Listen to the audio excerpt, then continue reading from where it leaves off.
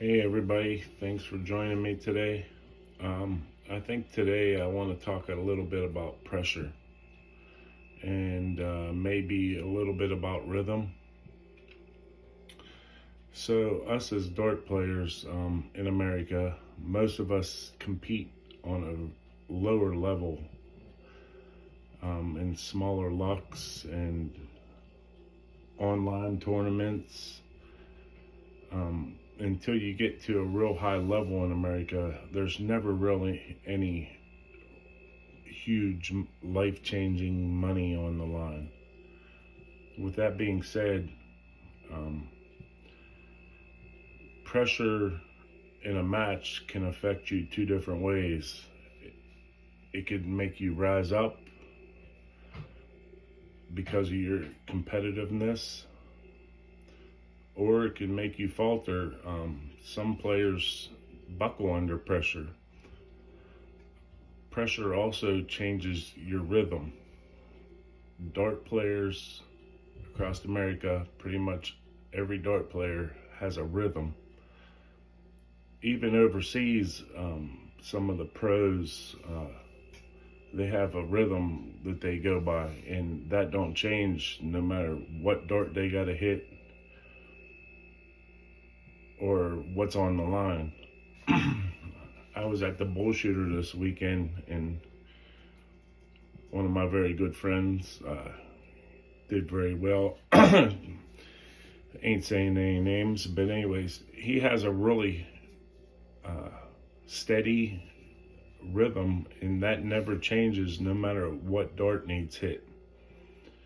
And people don't know that it affects you, but if you change your rhythm in competition compared to the rhythm that you throw with when you're practicing, it's going to change the darts that you hit or don't hit. Also, the pressure could change the way you stand or the way you line up if you're really not just dialed in on making sure you set up your throw correctly like you do at home. Everybody always says, at home I can't miss, and then when I come to a luck, I'm not hitting. That has a lot to do with the pressure. A lot of lesser players that I have been partnered with, been around, new to the game, they put so much added pressure on themselves at these small luck of the draws and whatnot. For instance, say maybe at a luck, a player that it's not really advanced gets pulled and might get pulled the best player in the room. They're going to add all kinds of pressure on themselves to try not to let that best player in the room down. I've seen it in so many situations, and I'm just like, listen, you paid your $10 or whatever it might be. You put your money in. Get your money's worth. Enjoy yourself. That's why you're here. Like, don't put the pressure on to try to let somebody else down. It's a luck of the draw. Have fun. Do what you enjoy doing, and throw darts. At the end of the day, whether we win or lose 2 matches in a row, what's going to happen is you're going to get up and go to work the next day, or the next day that you have to work. So we all play this game because we enjoy doing it and having fun doing it. Don't put added pressure on yourself, especially when it's going to negatively affect you. Now, the upper echelon players in America, some of them thrive on pressure. I know myself, I don't put added pressure on myself, but I want that competitive match. I want to play somebody that is notably known to be better than me. I want to try to rise up and hit big darts, but some people, pressure will make them miss darts they normally don't.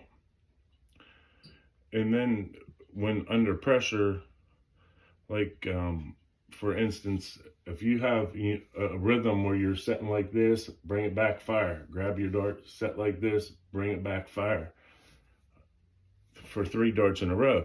Well, with pressure on, you might grab your dart, set, stay here a little longer, and then bring it back and fire. And that little bit of longer could change whether you hit or miss. So if you establish your own rhythm within the dart game, try not to let the situation affect that in any way. One of the very good dart players here in Pittsburgh, and happens to be a very good friend of mine, he had a rhythm where he would go up to the line and he would go off the board. As soon as the board changes, he would, throw. And sometimes certain boards take forever to change and stuff like that, and that can affect your rhythm. So certain ways that you can do things to not let the pressure of a match get to you. I notice a lot of people in America use earbuds. I, for one, am not an earbud guy. First and foremost, most of the times that I'm competing in darts, I have a partner that I feel like it's good to communicate with and boost each other up and keep each other on point. So I feel like if I have earbuds in, they're going to be trying to communicate with me, and it'll be harder. I ain't saying it's not impossible, but it makes it harder for them, to jive with me. What I do is, it's sort of like the Rocky movie, you know how you on Over the Top, or you put your hat on backwards. When I'm walking up to the board, the building could be falling down around me, and I don't know that. I'm focused on me, my darts, and the board. A lot of steel tippers at local soft tip lucks of the draw, if somebody's in the side view or anybody's anywhere near a board, it lets them get in their head and affect them, like movement. It's something that it's hard to get past, but at the end of the day, it comes down to you, the board in front of you, and your darts. A little trick I came up with that I feel is very good for me in high pressure, high competitive matches. I tell a few friends of mine, my little trick, and they seem to like it as well, and I want to share it with everybody here. If you're in a high competitive match and you're standing there in person with your opponent and you're watching them, and they have a big, say, a 9-mark round, you walk up to the board, that might put added pressure on you just watching your opponent throw a 9-mark round. At the end of the day, it don't matter what your opponent does with the darts that were in their hand when they threw. It only matters the darts that you're about to throw. And every dart that you throw is no longer in your hand, and you could only focus on the next dart. So what I do to help me get past that added pressure that I don't need, when the opponent's throwing, I don't watch. I turn around at the table, take a drink, talk to my partner, focus on another board if there's multiple matches going on. I listen to the board sounds just so I know when it's like my turn, but I feel like that's really good for me, um, that I don't try to put that added pressure on myself. Like, I just play the board.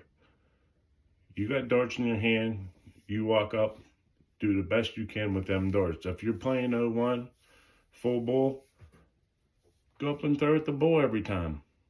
I don't care that the person threw a hat trick behind me, because I have the capability to throw that behind them, but I don't want to put that added pressure on myself, so I don't watch it.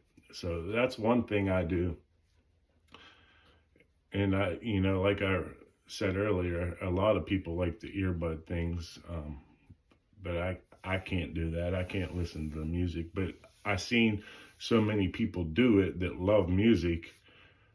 So it obviously is pretty effective. So a little bit shorter video today.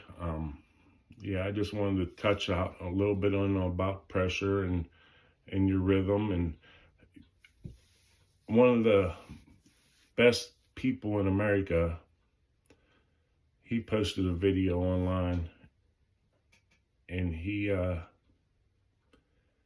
said you got to practice how you play.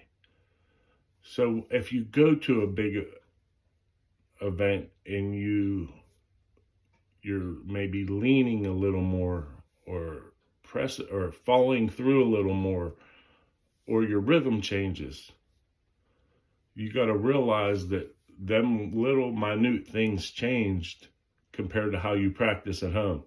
So basically what I'm saying, you can't stand on the line and just, practice, just throw a dart. That's not practice. You got to practice how you play. So everything you do when you go to an actual event, you got to practice that way.